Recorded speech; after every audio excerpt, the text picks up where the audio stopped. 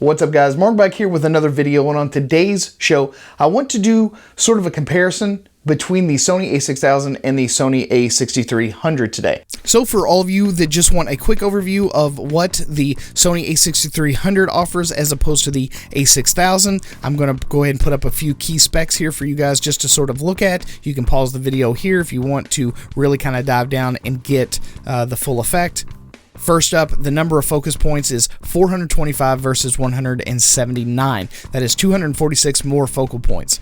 It does, in fact, have a microphone port on the A6300, and there is no sort of line level audio input into the A6000. The A6300 also now has environmental weather sealing, whereas the A6000 had absolutely none. The A6300 also now sports some time-lapse recording, whereas the Sony A6000 did not whatsoever. The Sony A6300 now sports 63% higher resolution in the electronic viewfinder, 2.3 million dot display as opposed to 1440,000 dot display. So we're talking a massive increase in resolution. In terms of price, there is no advantage to buying the A6300 over the A6000. Obviously, the A6000 has been out for about 2 years now and is about $500 cheaper. And of course, the biggest advantage to buying the A6300 over the A6000 is that the max video resolution is 4 times larger than what the A6000 was able to produce. You combine that with the 6K readout on the sensor and then the downsampling, you're looking at a lot more than that. So I think that if you are in any way, shape, or form going to be using one of these cameras for video, the Sony A6300 is going to win hands down. Okay guys, let's start off with the sensor. Now, when you first take a look at the cameras side by side, you might think that they're pretty much the exact same sensor, and to a large extent they kind of are, but Sony claims that the one inside the Sony A6300 is completely new and freshly designed.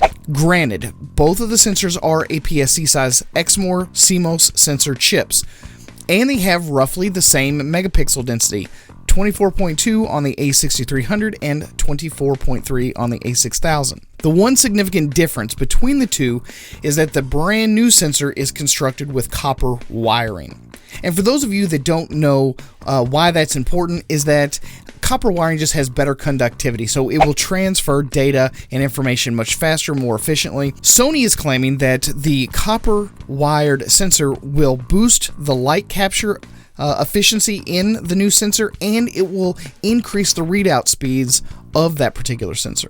Next up, let's talk about the processor.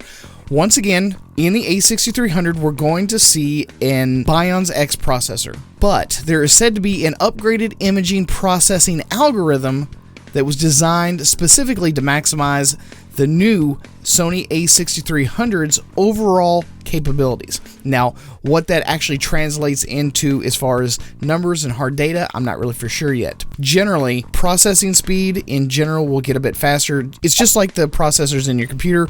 Yes, multiple computers from different generations may still carry, say, like the Intel i7 processor or whatever, but the overall efficiency, processing power between multiple year models tends to always get better.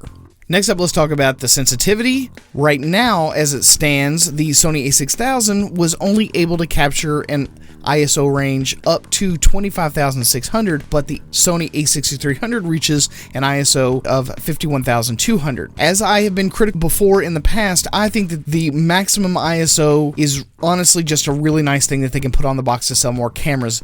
How usable those images would be getting up to that point, I don't really see a whole lot of changing going on. No one ever uses the higher end of the ISO range because honestly it just begins to start to look like garbage. No one wants it. I'm gonna say that there might be a couple of stops worth of usability in the ISO range, but I'm not gonna be looking for anything over and above 6400 to be all that usable for any sort of professional use.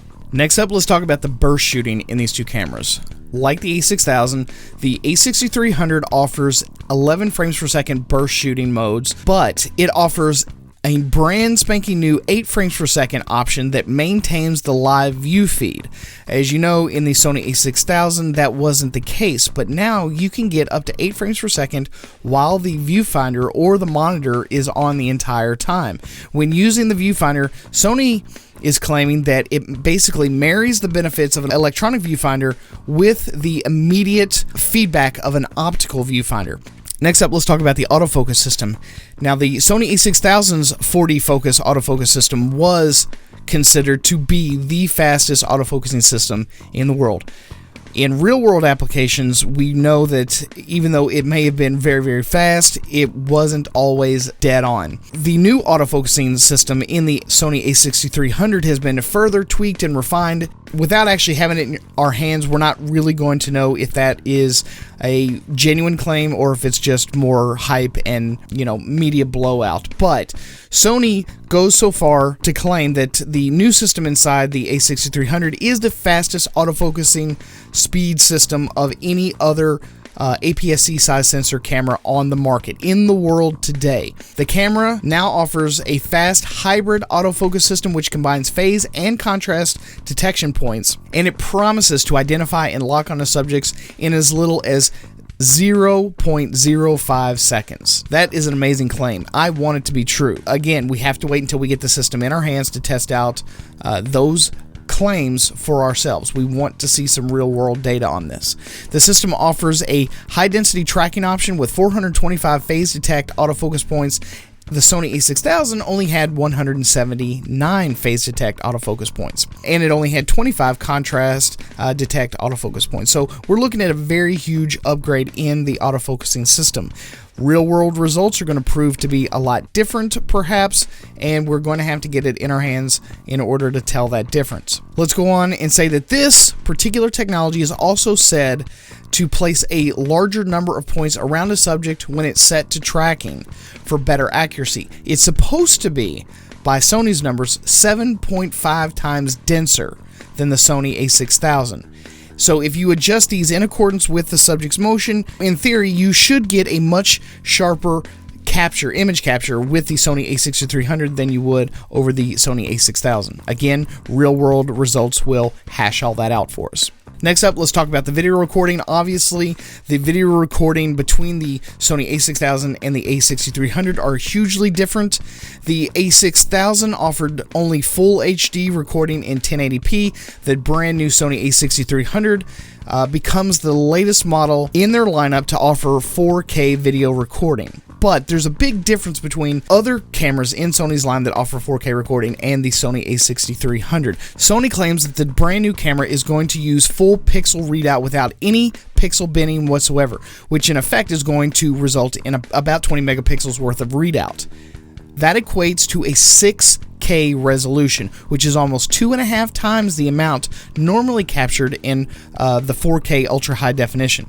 This process, according to Sony, yields superior results to the normal 4K recording, because what it's going to do is it's going to sort of downsample the 6K into a 4K, thus giving us very sharp, very clean, very beautiful 4K ultra high definition video. The 4K videos that are going to be captured are going to be in Super 35 format and can be recorded in the 100 megabits per second XAVS codec. When shooting in full HD, this is reduced to 50 megabits per second as a standard, and although there is also an option to record 120 frames per second footage in full HD quality at 100 megabits per second, it can still be edited into 4 or 5 times slow motion video. For this, though, you have to use a UHS Class 3 memory card.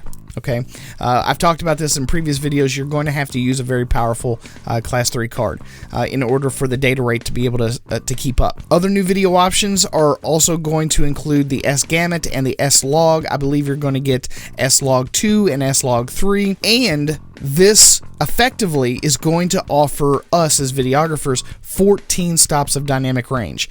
It's very good for videographers that are wanting to play around with their footage in post to do color correction or grading or do color treatments or anything like that. There's also now a mic input for us, which was a real disappointment with the Sony A6000, but now we've got something like that where we can attach third-party microphones onto the camera instead of having to use the hot shoe and use Sony's proprietary microphones. Next up, let's talk about the differences in the viewfinder. The Sony A6300 now has an XGA OLED TrueFinder, and it boasts 2.4 million dots. It can be set to display up to 120 frames per second. So you're talking almost zero video lag in that EVF. And Sony claims that it eases subject tracking and ensures that you're going to have very, very few after images, which basically means in the older style EVFs, there was a slight bit of delay or lag so that you were always just kind of seeing what had already taken place as opposed to what was about to take place. So in my opinion, this is going to be a fantastic upgrade. It's really going to get extremely close, if not as good as an optical viewfinder.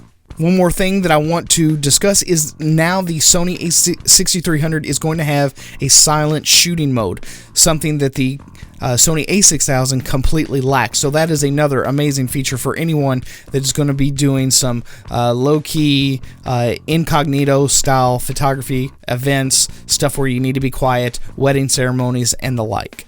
So there you have it, there you go, folks. I hope you guys enjoyed the video, and if you did, don't forget to show me that like love, hit that like button, and also share this video on the internet with your friends, family, colleagues, and so on. Also, if you hated the video and you think that I was just way off base, don't forget to give me a big thumbs down. I appreciate those just as much. And also, if you enjoyed this content, don't forget to subscribe to the channel for more videos just like this. At any rate, thanks again for stopping here at the Photo Video Show. I'm your host, Mark Puckett, and I will see you guys again on the next one.